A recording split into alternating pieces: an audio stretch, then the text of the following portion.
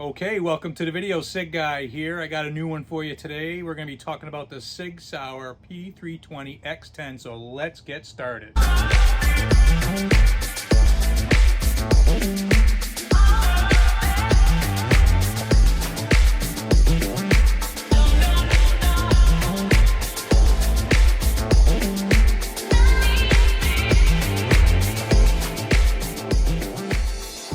Okay, as always, when we're handling firearms, we're going to make sure it's a clear and safe firearm. So we're going to physically and visually check, make sure there's no round in the chamber, no magazine. Check our breech face, look away, do the same thing again. Chamber, magazine, breech face. We are working on a clear and safe firearm. Okay, so let's talk about the X10. Basically, when I went and picked it up, took it out of the case, the very first thing that I noticed was basically how massive the slide was. Very top heavy, very massive slide, obviously being a 10mm.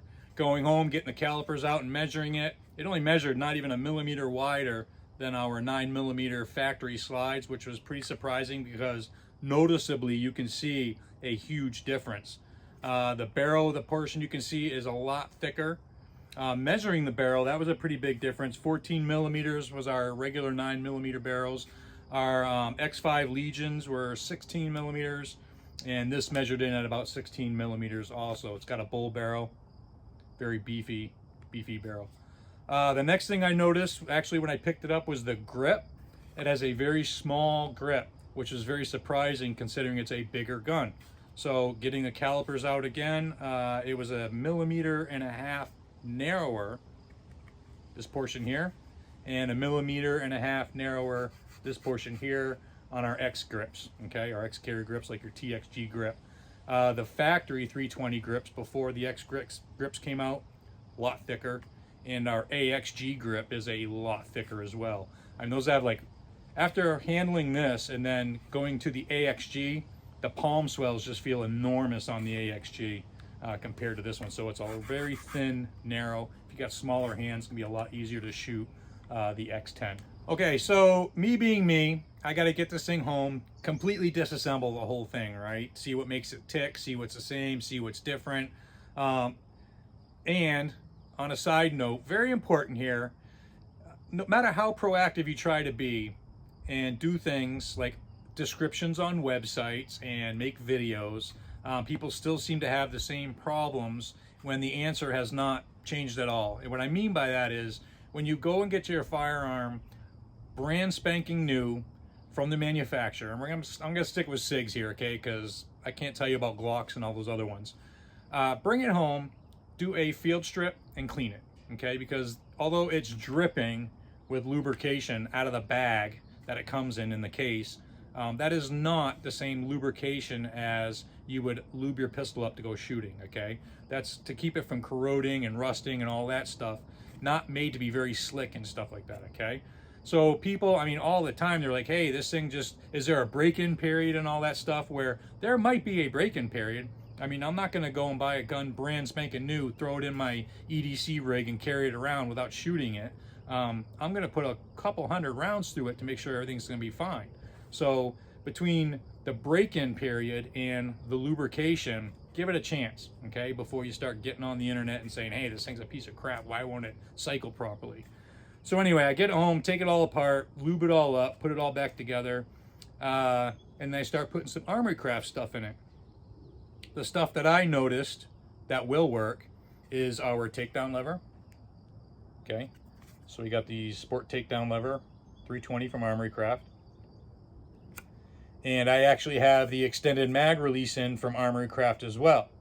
Now, the takedown lever, there's no difference. Okay, and I'm only going to share with you guys the stuff that I know as concrete will work. Some other stuff might work, but I don't know, I can't verify it, and I'm not going to get in trouble by telling you something that's not necessarily true. So your takedown lever will work. I took this FC out because I was kind of on the impression that this was a 45 size FCU, okay? So when I took it out, it looked almost identical to the 9mm. Well, I put it in my AXG and it fit fine. I put the slide on and everything. Didn't notice a difference. So it's not as big as the 45 FCU. It is the same size as the 9mm FCU, but there's been some other changes as well. So one of the changes that is definite is our takedown safety lever, and I'll put a picture in the video with an arrow pointing to the part I'm talking about. There's been a portion that's been removed to make the mag well bigger to put the bigger magazines in, okay? So that's one difference. The other difference is your magazine release itself. Although this one works just fine. This is the 9mm, okay, extended mag release. Works just fine. Captures the magazine, keeps it from falling out. Maybe not all magazines it'll work with. There is a difference with the magazine release as well, which I'll put that picture in the video with an arrow pointing to it. A little bit of the material's been removed, again, to make size or room for the bigger magazines. All right, and the number one question when we're talking about 10mm, people always ask is, can I shoot 40 Smith & Wesson out of my 10mm?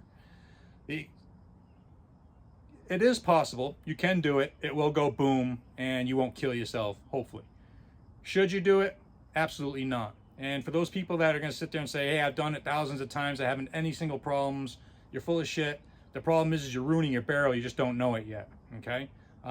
Those that reload understand why. For those that don't reload, I'm going to go over it with you really quick. So I have here a 10mm and 40 Smith & Wesson, okay? That's the difference in the brass itself. The bullet is exactly the same.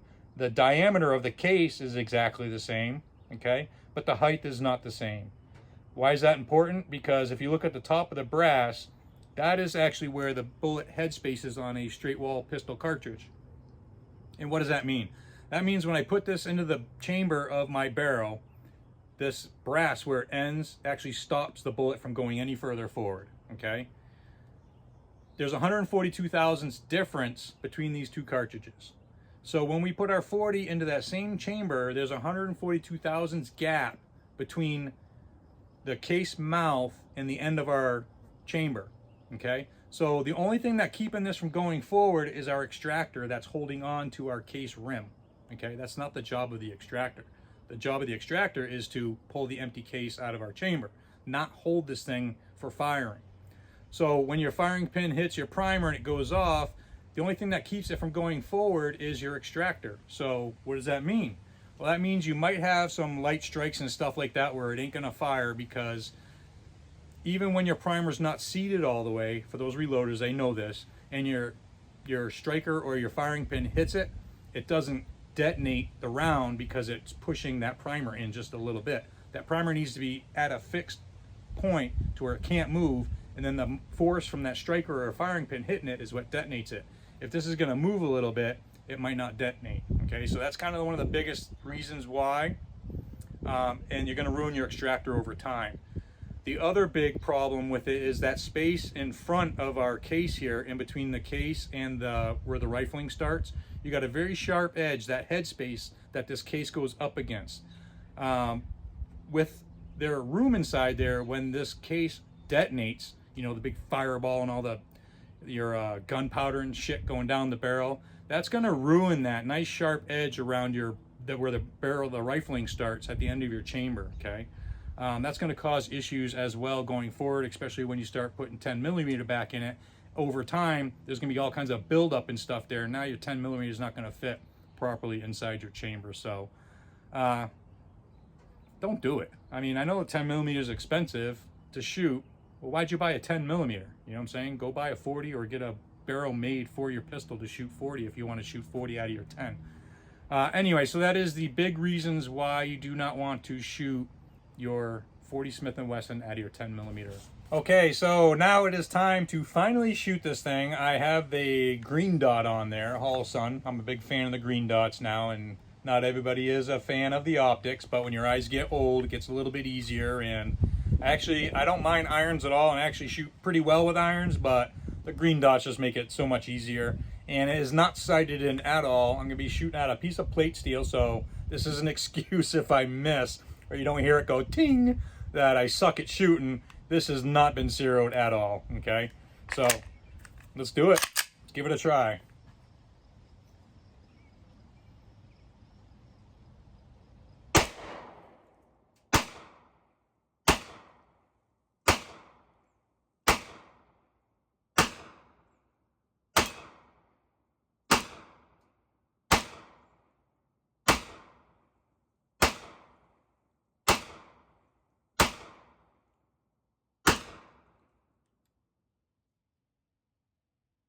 is pretty friggin' awesome. I'm going to show you what happened over here.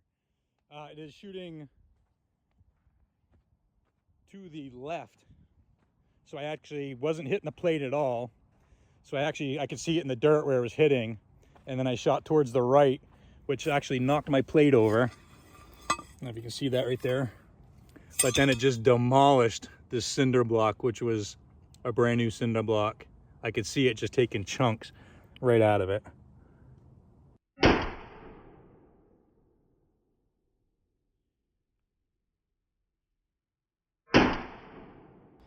Okay, so just to wrap this up, it is what it is. It's a P320-XTEN, not a very juicy video. I know it is just another 320 that shoots a bigger bullet. It is pretty awesome. I really like shooting it. That's the first mag I even put through it. I'm going to sit here and probably put a couple hundred through it to check it out. But 100% my new nightstand gun once I get this guy sighted in and get a light on it. Without a doubt, excellent home defense gun considering what it did to that cinder block with the first round that it hit. It's tough to say as far as everybody goes crazy at first. So it's the newest thing. Not many people have them, so everybody wants one, everybody gets one. Then whether it's cool or not will dictate heading down the road whether the sales keep going, you know, the same pace. People think it's just going to die out and it's just going to be what it is. The reason why I'm mentioning that is because that dictates whether there's any aftermarket support for this. Okay, I love aftermarket stuff. I am not a basic type of guy with my guns. I want to be different. The thing I would really like to see, and really the only thing I really needs to be changed, is I think the grip. The grip isn't bad at all. It's pretty awesome.